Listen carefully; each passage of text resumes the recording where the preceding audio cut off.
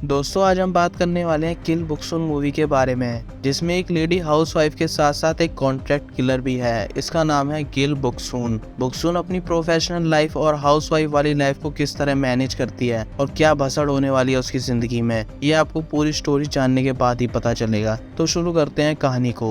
दोस्तों ये Japanese don है जो रोड को किंग साइज बेड समझकर उस पर लेटा हुआ है। तभी उसकी आंख खुलती है और वो अपनी ये हालत देखकर चौंक जाता है। उसे बुक्सुन नजर आती है जिसने इस जापानीज गैंगस्टर को मारने की सुपारी ली हुई है। वो उसे तन ढकने के लिए कुछ कपड़े और लड़ने के लिए उसकी तलवार देती है और दोनों के बीच कुछ देर तक मार कुटाई चलती है। एक समय पर आकर हम देखते हैं कि उस जापानीज ने बुक्सुन का सर तन से जुदा कर दिया है। लेकिन तभी ऐसा लगता है दोस्तों टाइम रिवाइंड हो चुका है और बुक्सुन बिल्कुल ठीक है। लेकिन मजे की बात यह है कि उसे अब पता चल चुका है कि जापानीज उसे किस तरह मारने वाला है। बुक्सुन टाइम प्लीज कर अपनी कुल्हाड़ी बदलने जाती है, तब तक जापानीज उसे घूम घूम कर ज्ञान देता है कि लड़ाई जीतने के लिए हथियार की नहीं बल्कि कई सालों की प्रैक्टिस की और कई सालों के एक्सपीरियंस की जरूरत पड़ती है। ज्ञान खत्म होता है और बुक्सुन उसे गोली से मार देती है, जबकि जापानीज सोच रहा था कि सिर्फ तलवार और कुल्हाड़ी की हो रही है। लेकिन दोस्तों बुक्सुन को भी तो अपनी जान बचानी है और जंग में सब कुछ जायज है। अपना प्रोग्राम खत्म कर वो सुपरमार्ट जाती है ग्रोसरी खरीदने के लिए। घर जाकर उसे पता चलता है कि उसकी बेटी स्मोकिंग करती है। तभी उसे अपना टाइम याद आता है कि जब उसके डैड ने उसे स्मोक करके पकड़ा था तो उसका क्या हाल करा था।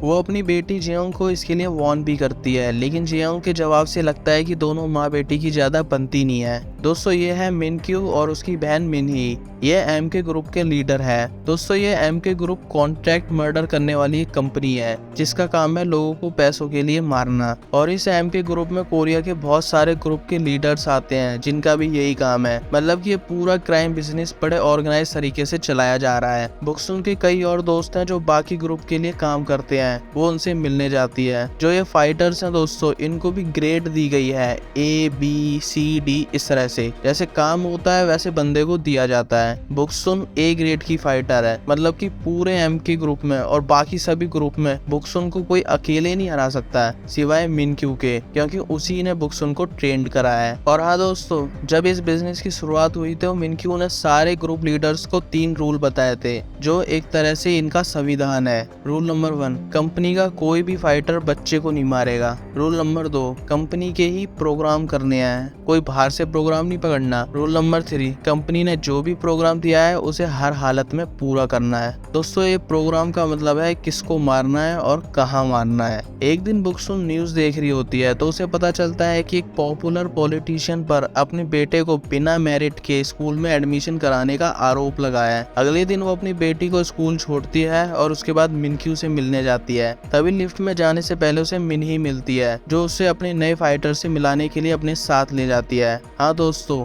ये कंपनी अपने फाइटर्स को खुद ट्रेन करती है और इन फाइटर्स की नज़र में बुक्सुन एक सेलिब्रिटी की तरह है। मिनी उसे अपने सबसे काबिल ट्रेनी किम से मिलाती है और बुक्सुन की उससे फाइट भी करवाती है। किम बुक्सुन को अच्छी टक्कर तो देती है, लेकिन बुक्सुन को हराने के लिए शायद किम को बुक्सुन जितना ही एक्सपीरियंस चाहिए होगा। इसके बाद वो मिनक्यू के पास जाती है जो उसे 2 प्रोग्राम देता है, एक रशिया का, दूसरा अपनी कंट्री कोरिया का, और दोनों ही प्रोग्राम A ग्रेड के होते हैं। बुक्सुन कोरिया वाला प्रोग्राम चुनती है और इसलिए दूसरे प्रोग्राम के लिए खुद मिनक्यू को रशिया जाना होगा। इसके साथ ही वो बुक्सुन को उसके कॉन्ट्रैक्ट खत्म होने की और उसे रिन्यू कराने की बात कहता है, लेकिन अब बुक्सुन को ये काम ऑन नहीं करना, इसलिए वो इसके बारे में और सोचना चाहती है। वो मिनक्यू के साथ लंच कर रही होती है तभी उसे स्कूल से कॉल आता है कि उसकी बेटी जियोंग ने किसी लड़के के गले में कैंची घोंप दी है। स्कूल में जाने के बाद बुक्सुन को पता चलता है कि किसी बात को लेकर पहले उन दोनों में बहस हुई और बाद में गुस्से में आकर जियोंग ने ये काम कर दिया। असल में दोस्तों बुक्सुन बिल्कुल भी नहीं चाहती कि उसकी बेटी उसके जैसी बने, वो उसे एक नॉर्मल और अच्छी लाइफ देना चाहती है। एमके कंपनी में सभी ग्रुप लीडर्स को बुलाया जाता है और उन्हें पता चलता है कि शहर में कोई है जो लोगों को मार रहा है, मतलब कि कोई ऐसा फाइटर है जो बिना मंजूरी वाले प्रोग्राम कर रहा है जिन्हें ये लोग बेरोजगार बोलते हैं। ऐसे लोग इनकी कंपनी और बिजनेस के लिए बहुत बड़ा खतरा है। अगर कोई लोकल बंदा कम पैसे में ही वही काम कर देगा तो क्लाइंट इनके पास क्यों आएंगे। मिनी को लग रहा है कि ये फाइटर्स कोई इन्हीं लीडर्स के ग्रुप का है। मिनक्यू मिनक्यू कहता है कि अगर कोई ऐसा है तो उसकी जान मैं खुद लूंगा, चाहे वो मेरी कंपनी का ही क्यों ना हो। अगले दिन मिनक्यू रशिया के लिए निकलता है और बुक्सुन उस घर की तरफ जाती है जहाँ उसे एक बच्चे को ऐसे मारना है जैसे उस लड़के ने सुसाइड करा हो। इस प्रोग्राम में बुक्सुन के साथ किम आती है। वो टारगेट के रूम में गैस छोड़ देते हैं जिससे वो बेहोश हो जाता है और बुक्सुन उसके हाथ की नस काटने वाली होती है। तभी उसे टारगेट की फैमिली फोटो नजर आती है और उसे पता चलता है कि वो लड़का उसी पॉलिटिशियन का बेटा है जिसका स्कूल एडमिशन को लेकर पंगा चल रहा है। वो तुरंत सुसाइड नोट पढ़ती है जो कुछ देर पहले किम ने वहाँ रखा था। इसे पढ़ने से बुक्सुन समझ जाती है कि इस लड़के को उसके डैड मतलब कि वो पॉलिटिशियन ही मरवाना चाहता है। यहाँ रशिया में मिनक्यू एक बार में जाता है। तभी उसे बुक्सुन का फोन आता है जो उसे कहती है कि वो टारगेट को मार नहीं पाई है क्योंकि गैस खत्म हो गई और वो लड़का जग गया। मिनक्यू बुक्सुन से पूछता है कि क्या तुमने सुसाइड नोट पढ़ा है, जिसके लिए वो मना कर देती है। मिनक्यू बुक्सुन को कहता है कि गैस खत्म होने के कारण वो टारगेट को नहीं मार पाई। ये बात ना मानने के उसके पास 3 कारण है। पहला, बुक्सुन ऐसी नहीं है कि ये प्रोग्राम ना कर पाए। दूसरा, ये प्रोग्राम ऐसा नहीं है जो बुक्सुन से ना हो। तीसरा, बुक्सुन टारगेट को इसलिए नहीं मार पाई क्योंकि उसे पता चल चुका है कि एक बाप अपने बेटे को मरवाना चाह रहा है और अब तुमने कंपनी का प्रोग्राम नहीं किया, इसका मतलब कि तुमने कंपनी के नियम तोड़े हैं। तभी मिनक्यू का टारगेट वहां आ जाता है और वो 2 मिनट के लिए बुक्सुन को होल्ड करता है और दोस्तों 2 मिनट के अंदर ही वो टारगेट के साथ साथ बार में सभी गुंडों की लाशों के ढेर लगा देता है। वापस बुक्सुन के कॉल को अटेंड कर उसे कहता है कि नियम तोड़ने की सजा तो मिलेगी और वो ये है कि अब तुम्हारा कॉन्ट्रैक्ट मैं रिन्यू करूंगा और तुम कब तक एमके में रहने वाली हो वो मैं डिसाइड करूंगा। बुक्सुन भी मिनक्यू के सामने एक शर्त रखती है कि ये प्रोग्राम अब आगे किसी को भी ना दिया जाए। वापस कोरिया आते वक्त मिनक्यू बुक्सुन से अपनी पहली मुलाकात याद करता है जब मिनक्यू यंग था और उसे बुक्सुन के डैड को मारने का प्रोग्राम मिला था। उस टाइम मिनक्यू बुक्सुन के डैड को लटकाकर उसके नीचे कुर्सी रख देता है। तभी बुक्सुन स्कूल से घर आती है और वो अपने डैड को लटका हुआ देखती है। तभी मिनक्यू आकर उस पर गन तान देता है, लेकिन उसके आगे एक समस्या है, वो बच्चों को नहीं मारता, लेकिन उसके लिए बुक्सुन एक गवाह है इसलिए उसे जिंदा भी नहीं छोड़ सकता।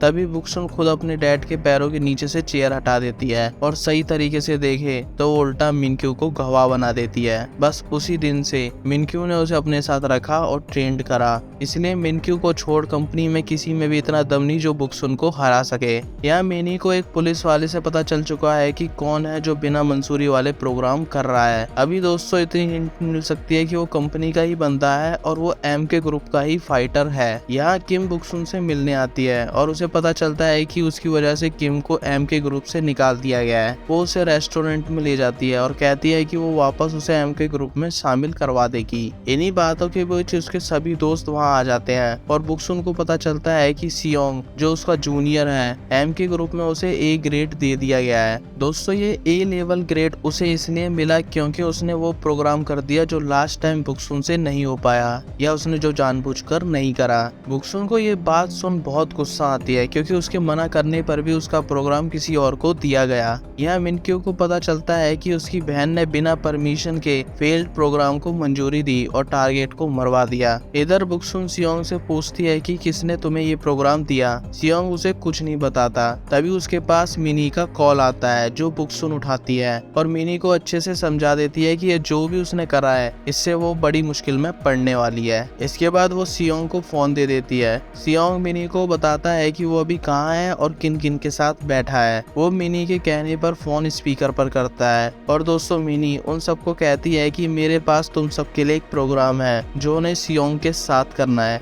अगर वो इसे करने में कामयाब हो जाते हैं तो उन सबको एमके ग्रुप में शामिल कर लिया जाएगा। इस प्रोग्राम में उन्हें बुक्सुन को मारना है। फिर क्या था दोस्तों, ये लोग एमके ग्रुप में शामिल होना चाहते हैं, चाहे इसके लिए उन्हें अपने दोस्त की जान ही क्यों न लेनी पड़े। बुक्सुन की काफी देर तक उनके साथ फाइट होती है। किम बुक्सुन के साथ लड़ती है और एंड तक आते आते वो सबको मार देती है। वो वहाँ से जा रही होती है। तभी मिनक्यू वहाँ आता है जो उसे मारना चाहता है क्योंकि उसने दूसरी कंपनी के फाइटर्स को भी मार दिया है। इससे सारे ग्रुप लीडर्स उसके खिलाफ भी जा सकते हैं। तभी किम से मिनक्यू को पता चलता है कि मिनी ने उन सबको ऑर्डर दिया था बुक्सुन को मारने के लिए, इसलिए उसे अपने बचाव में आकर अनुसार उन सबको मारना पड़ा। बुक्सुन सोचती है कि वो अभी मिनक्यू को मार दे, लेकिन वो प्रेडिक्ट कर लेती है कि अगर उसने अभी फाइट करी तो वो मर जाएगी। इसलिए वो मिनक्यू के कहे अनुसार कॉन्ट्रैक्ट रिन्यू कराने और मिनी के अंडर में काम करने के लिए तैयार हो जाती है। अगले दिन वो मिनी से मिलने ऑफिस जाती है और मिनक्यू ग्रुप लीडर से मीटिंग करता है, क्योंकि उसे इन सबको समझाना है कि आखिर क्यों एमके ग्रुप के ए ग्रेड के फाइटर ने उन लोगों के फाइटर्स को मार दिया। मिनक्यू सभी को कुछ फोटोज दिखाता है जिसमें सियोंग बिना मंजूरी वाले प्रोग्राम कर रहा है। वो सभी लीडर्स को कहता है कि कुछ दिनों पहले हम सबको पता चला था कि कोई है जो बिना मंजूरी के प्रोग्राम कर रहा है, और जब मुझे पता चला कि ये मेरे ही ग्रुप का कोई है तो मैंने अपने बेस्ट फाइटर बुक्सुन को उसे मारने के लिए भेजा।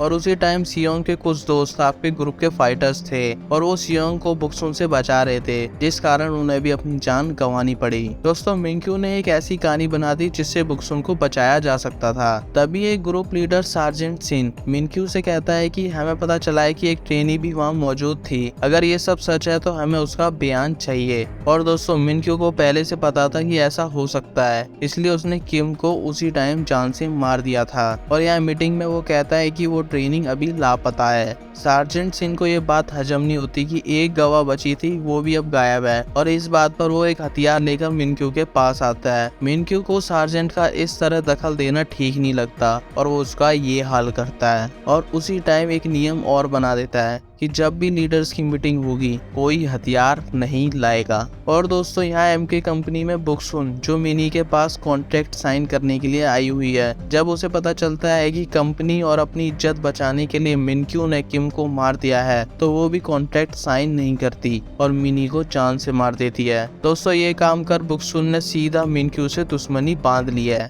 मिनक्यू बुक्सुन की बेटी को फोन कर कहता है कि जब भी तुम्हारी माँ घर आए तो कहना चेयरमैन सर उन्हें याद कर रहे थे। बुक्सुन अपनी बेटी के साथ डिनर कर वापस मिनक्यू के ऑफिस जाती है। मिनक्यू तैयार है अपनी बहन के कातिल को मारने के लिए। टेबल पर दो खंजर एक साथ रखे होते हैं और वो दोनों आमने सामने बैठे होते हैं, और बुक्सुन पहले हमला करती है और मारी जाती है। दोस्तों, बुक्सुन एक नहीं, दो नहीं, बल्कि 100 से ज्यादा बार अपनी और मिनक्यू की फाइट की प्रेडिक्शन करती है, लेकिन हर बार वो हार जाती है। लास्ट में आकर मिनक्यू से कहता है कि मेरी कितनी भी अगली चाल देख लो तो मुझे कभी नहीं हरा पाओगी। लेकिन दोस्तों, ऐसा नहीं है। वो एक लास्ट बार और ट्राई करती है और इस बार वो मिनक्यू को हरा देती है। At the end of story बुक्सुन को मिनक्यू से पता चलता है कि इस ऑफिस की लाइव फुटेज उसकी बेटी देख रही है। मिनक्यू ने अपने ऑफिस की लाइव फुटेज वाला आईपैड बुक्सुन के घर पहले ही पहुंचा दिया था। बुक्सुन जल्दी से अपने घर जाती है। उसे लगता है कि कहीं उसके कारनामे देख उसकी बेटी उससे नफरत न करने लगे, लेकिन दोस्तों ऐसा नहीं होता। जब बुक्सुन जियोंग से मिलती है तो वो उसे कहती है कि आप कमाल हो, मतलब कि जियोंग इस तरह का बिहेव करती है जैसे उसने कुछ नहीं देखा। सो दोस्तों, इस तरह हमारी आज की स्टोरी खत्म होती है। अगर आपको ऐसी स्टोरी पसंद है तो आप ग्लास अनियन का एक्सप्लेनेशन देख सकते हो। आई होप सो आपको वो भी अच्छा लगेगा। मैं मिलूंगा जल्दी एक और नई अमेजिंग कहानी के साथ। जब तक के लिए बाय बाय।